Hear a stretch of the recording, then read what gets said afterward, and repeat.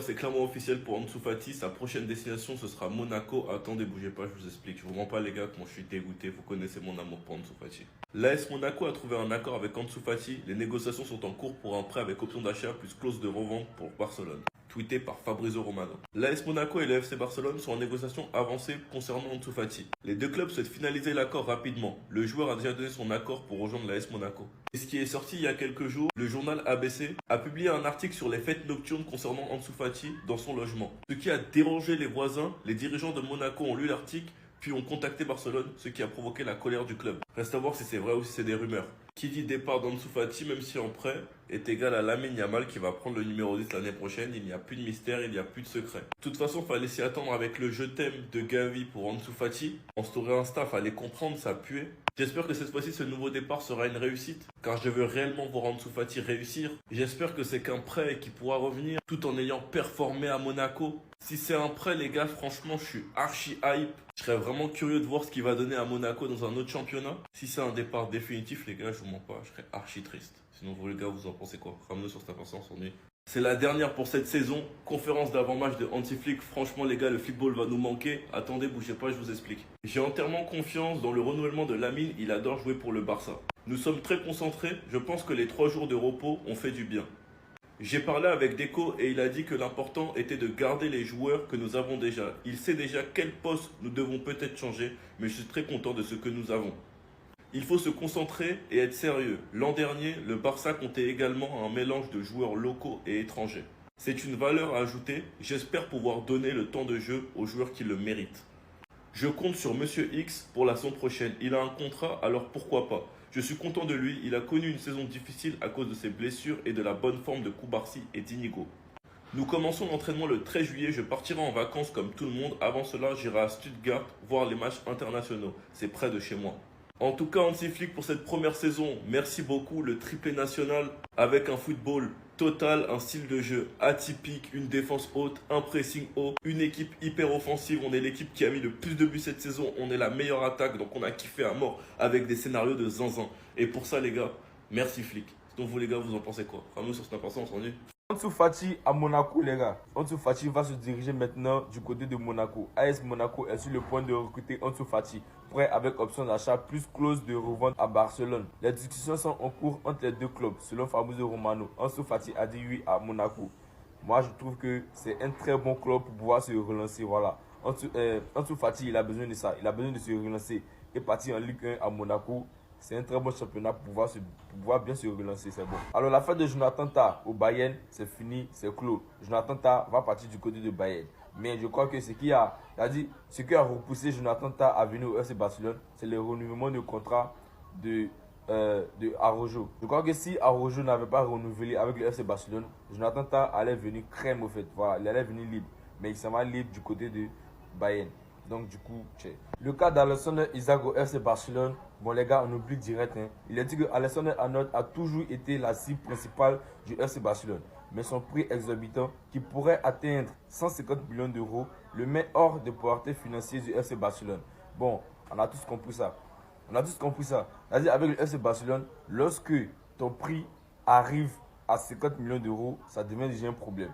Voilà, en fait, ça commence à devenir un problème. Donc, pour toi, c'est 150 millions d'euros, c'est logique.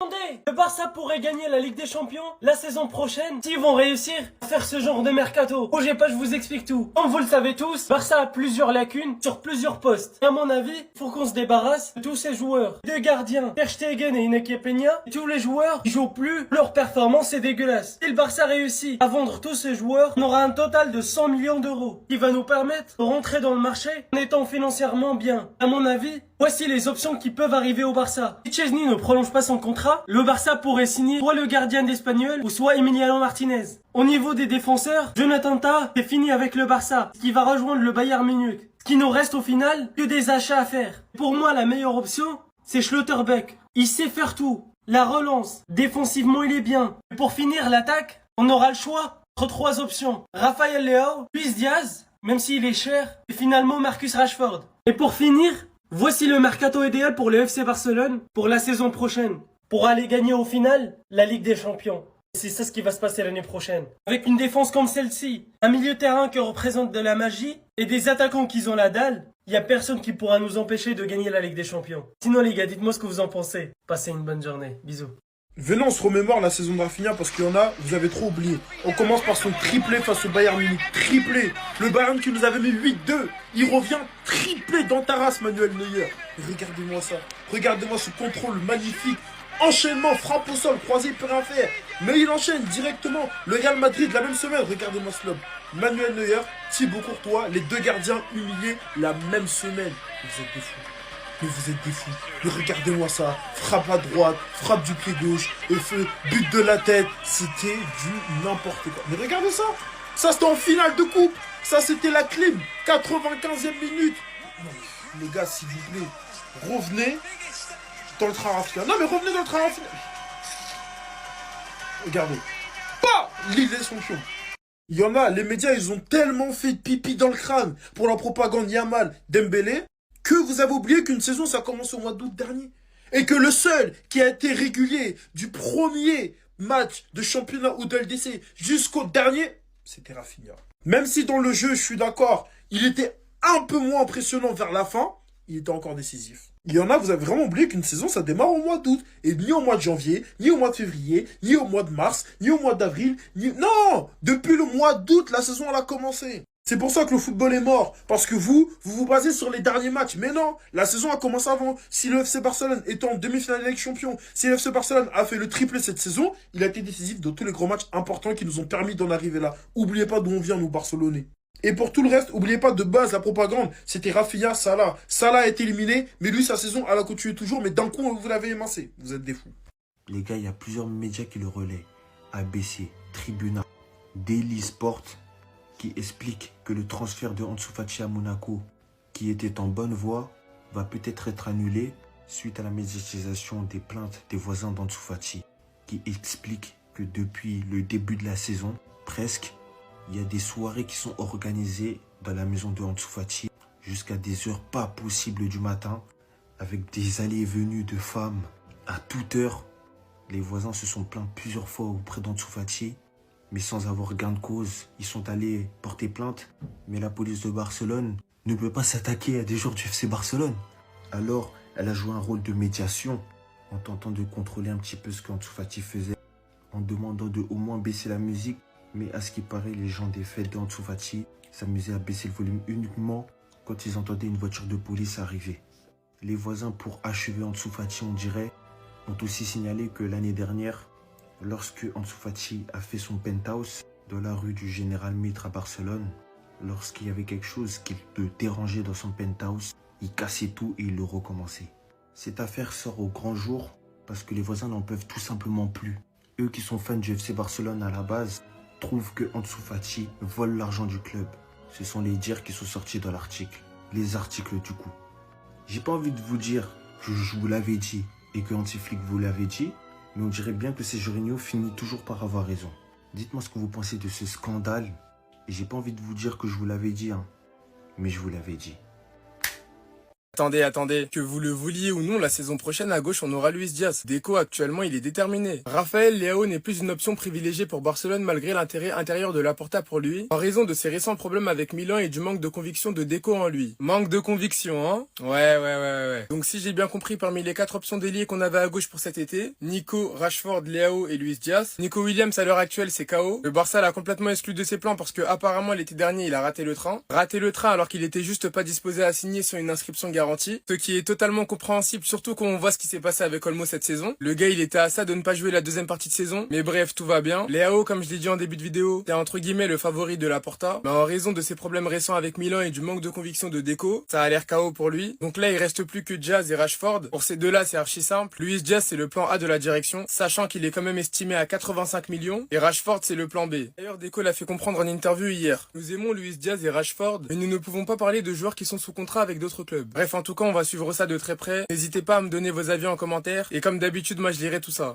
attendez, les déclarations choquantes de Hansi Flick avant le match contre Atlético Bilbao demain soir. Bougez pas, je vous explique tout. Il a déclaré clairement qu'il a confiance pour le renouvellement de Lamine Yamal. C'est lui l'héritier de Messi, qu'il aura bientôt le numéro 10. Il a déclaré clairement que les 3 jours de fête ont fait du bien pour toute l'équipe. Il a déclaré clairement qu'il a parlé avec Deco sur le mercato. Apparemment, il se concentre plus sur les joueurs qu'ils ont. Deco, c'est déjà les joueurs qu'il doit recruter sur chaque poste. Il a parlé d'Araujo, il a dit clairement qu'il a vécu une saison difficile et il va compter sur lui l'année prochaine. Donc c'est officiel, Araujo ne quittera pas le Barça. Il a noté cette saison et il a dit clairement que c'est 8 sur 10. Si on avait juste gagné contre l'Inter Milan, ça allait être 10 sur 10. Il a dit clairement que l'équipe va reprendre les entraînements le 13 juillet et il va partir en vacances et en même temps profiter des matchs internationaux de l'Allemagne. Dans tous les cas, voici les options qui peuvent arriver au Barça avec un budget de 150 millions d'euros. Tous ces joueurs-là, ils ont leur place au Barça, surtout en attaque et les gardiens. Sinon les gars, dites-moi ce que vous en pensez. Passez une bonne journée. Bisous. On va revenir sur ça là, un peu là les gars. L'attaque du FC Barcelone la saison prochaine. Le plan d'Hansi Flick en attaque la saison prochaine. Luis Diaz à gauche, Lewandowski en pointe, Lamine Yamal sur le côté, Rafinha en 10. Les gars, je ne vais pas vous mentir. Hein. Moi, le seul bémol que j'ai avec ça, c'est Rafinha. Est-ce que Rafinha sera aussi performant derrière l'attaquant que quand il était sur le côté cette saison? Parce qu'on sait que Rafinha, voilà, il a une qualité de passe pas mal quand même. Bon, c'est pas Messi, mais sa qualité de passe, voilà, c'est quand même incroyable. Mais ce que Rafinha, il a un truc aussi, quand il est sur le côté, ce sont ses appels de balles. Il a ses appels de balles à Rafinha. Les gars, clairement, je vous dis clairement, c'est le meilleur joueur au monde en matière d'appels de balles. Ah, des balles. En matière d'appel de balles, c'est le meilleur joueur au monde. Mais moi, je me dis, s'il est en 10 derrière, est-ce qu'il pourra... Moi, je suis pas très... Voilà. Après, je ne dis pas que ça ne va pas fonctionner. Hein. Moi, j'ai hâte de voir. Parce que comme ça peut être incroyable. Le seul truc aussi, c'est Lewandowski. Voilà. Lui, tu ne sais pas, il aura quel niveau. Il est capable d'être là comme il est capable d'être là. Voilà. Tu ne sais pas. Après, lui, déjà sur le côté, je pense que ouais, ça devrait... Wow. Mais par contre, lui, déjà pour 85 millions, il est hors des questions. Hein. Ouais, hors des questions. Les amis, on se retrouve pour une petite vidéo actu comme d'hab. Le thème, c'est le mercato et j'ai 3 infos qui risquent de bouleverser le mercato du Barça cet été. La première info concerne Ansu Fati. On sait maintenant qu'il ira à 100% à Monaco. Déjà, l'info avait été publiée hier selon certaines sources. Maintenant, on sait à 100% qu'il ira à Monaco. Reste à savoir maintenant, est-ce que c'est sous forme de prêt ou sous forme de transfert simple. On sait que le Barça n'a pas forcément envie de se séparer d'Ansu Fati.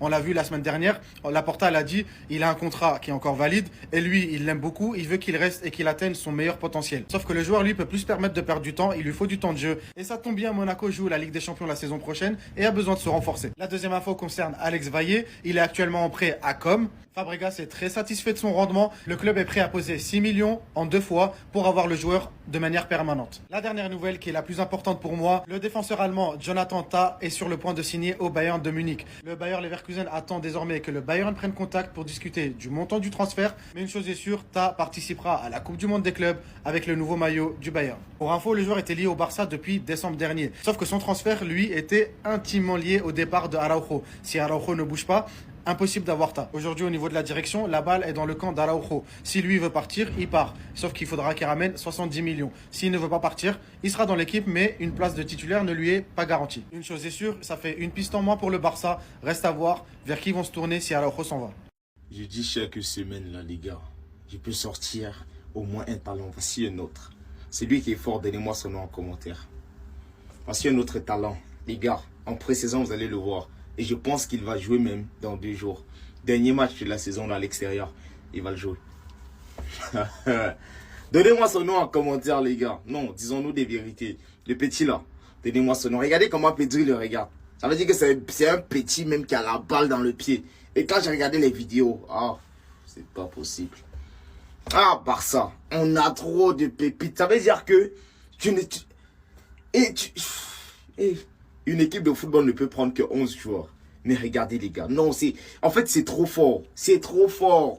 Le petit là, regardez comment Pedri le regarde. Comprenez, regardez la position du petit. Baldé même qui est derrière lui et tout. Allez chercher, venez mettre son nom en commentaire, dites-le moi. Le Barça, en fait le Barça là, on est béni par les dieux. Ils vont tout dire.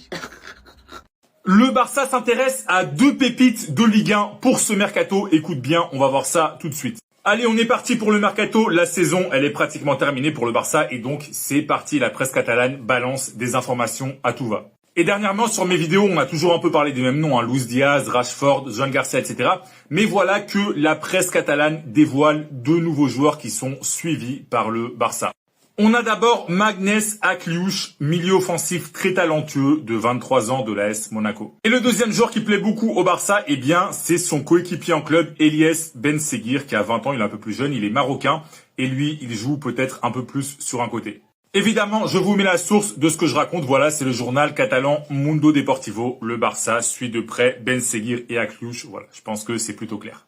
Ce sont 2 joueurs qui sont considérés très intéressants pour le présent et aussi pour l'avenir. Et surtout, ce sont des joueurs qui, a priori, ne seraient pas spécialement chers. Voilà. Monaco a l'habitude de bien vendre, mais ce serait quand même moins cher d'aller chercher un joueur à Monaco que d'aller chercher un joueur au Bayern ou à Manchester City. Et comme d'habitude, sur ce type de vidéo, je précise, je ne suis pas en train de vous dire que le Barça va forcément recruter ces joueurs. Je vous dis tout simplement que le Barça est intéressé par ces joueurs. Ça ne veut pas forcément dire qu'ils vont signer au Barça cet été. Je préfère toujours préciser. En tout cas, si toi t'es fan du Barça, dis-moi dans les commentaires, est-ce que tu valides Akliouche et Benseguir au Barça ou est-ce que tu penses que c'est pas forcément intéressant? Donne-moi des arguments quand même dans les commentaires. Et comme d'habitude, si tu veux être au courant de toute l'actu du club catalan, je t'invite à t'abonner. On dit André Onana, gardien de Manchester United, là, il a fait la Masia. C'est vrai, mais c'est faux. Parce que moi, je ne le reconnais pas en tant que joueur de la Masia. Non. Nous, on n'est pas, nous, on connaît pas Onana. Vrai. Bon, peut-être il a joué au Barça, mais formé à la Masia, non. Quand vous voyez ceux qu'on forme à la Masia, vous ne les voyez pas. Vous ne voyez pas comment ils sont forts. On a formé Lamine Yamal, on a formé Koubassi, on a formé Messi, on a formé Iniesta, on a formé... Onana là, on ne l'a pas formé. Cherchez où il a suivi sa formation. Ce n'est pas chez nous. Ça peut pas être chez nous. Ce n'est pas possible. Non, jamais. Moi, j'ai vu la photo, j'ai dit, bon, peut-être il a joué au Barça. Mais formé à la Masia, je refuse de croire. Non. Nous, on peut pas. Nous, on ne forme pas ce genre de joueurs. Nous, on ne forme pas ça. Nous, on forme les Lamine Yamal, voilà, les Koubassi, les Messi, voilà. André Onana, enlevez ça sur nous. On ne reconnaît. Si vous partez voir les dirigeants de la Masia, ils vont vous dire qu'on ne connaît pas Onana. On ne le connaît pas. On ne sait pas s'il a été formé à la Masia. On sait qu'il a été au Barça, voilà, il est dans notre maillot. Mais formé à la Masia, je ne sais pas où on n'est pas. Nous tous, on n'est pas au courant, on ne sait pas. Ansu Fati qui va signer en Ligue 1 et à l'AS Monaco. Et les filles qui vont jouer leur finale de Ligue des Champions ce soir contre Arsenal. Commençons par Ansu Fati, les gars. Accord tout proche entre l'AS Monaco et les Barça pour Ansu Fati. Et sincèrement, les gars, moi je suis content. Je suis content qu'Ansu Fati quitte le FC Barcelone. Je suis content qu'il soit prêté avec option d'achat à l'AS Monaco. Voilà, l'AS Monaco, il n'y aura pas de pression là-bas. Il n'y a pas de j'ai la pression, je ne sais pas quoi. Ils n'ont pas de supporters. Voilà. Je suis désolé pour les fans de l'AS Monaco, mais ils n'ont pas de supporters. Il n'y a pas de pression. Ils jouent la Ligue des Champions. Et surtout, il y a une clause de rachat pour l'FC Barcelone. Et ça, c'est magnifique, les gars. Maintenant, c'est jour des matchs pour les femmes, les gars. Finale des Ligues des Champions.